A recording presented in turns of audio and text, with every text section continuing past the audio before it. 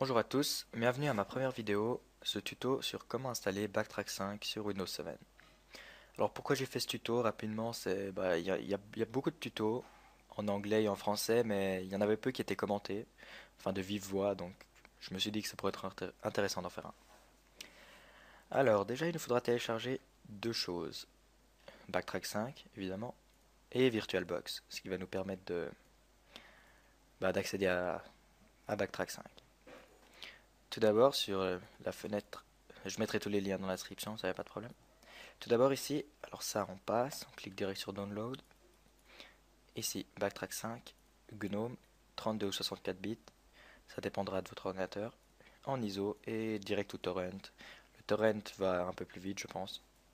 À vous de voir si vous avez uTorrent ou pas. Ok, on y va.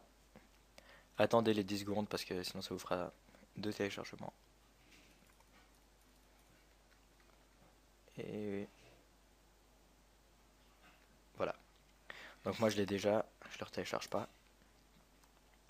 Voilà, télécharger VirtualBox. Vous pouvez la télécharger sur le site officiel, mais moi je l'ai téléchargé ici et puis ça allait très bien quoi. Ensuite, on ouvre VirtualBox. Voilà, je l'ai bientôt supprimé pour vous montrer depuis le début comment faire. Alors là, il faudrait, si comme moi vous avez un disque dur SSD avec peu de place, je vous conseille d'installer tout ce que vous installez avec VirtualBox, de le faire sur un disque dur un peu plus grand. Moi je le ferai là parce que voilà, mais ça prend pas mal de place. Et si vous avez plus trop de place, ben, ça va fail durant l'installation. Donc prévoyez de la place. New, suivant, non, Backtrack 5, Linux. Ah voilà, Linux 2.6, 64 bits. La mémoire, mettez-la. Créer un nouveau disque dur.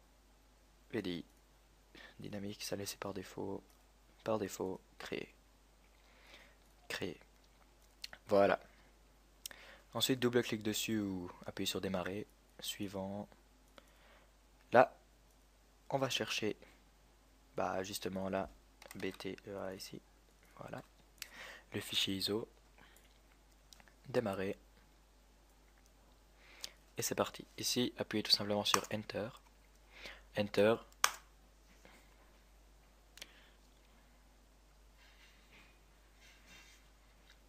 Vous attendez un peu.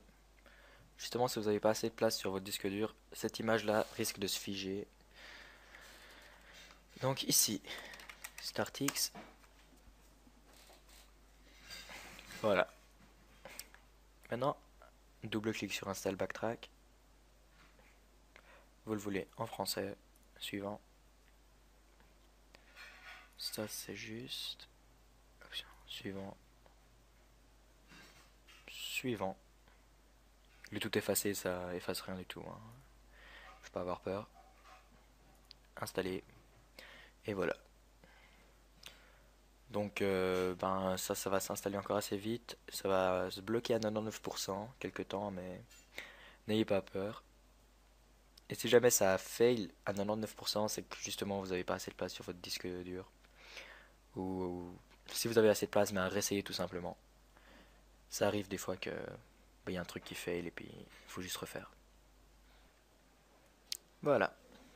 Donc vous redémarrez maintenant. Évidemment ça va redémarrer Backtrack 5 par votre ordinateur. Et voilà. Enter. Non, même pas. Juste laisser. Ça redémarre.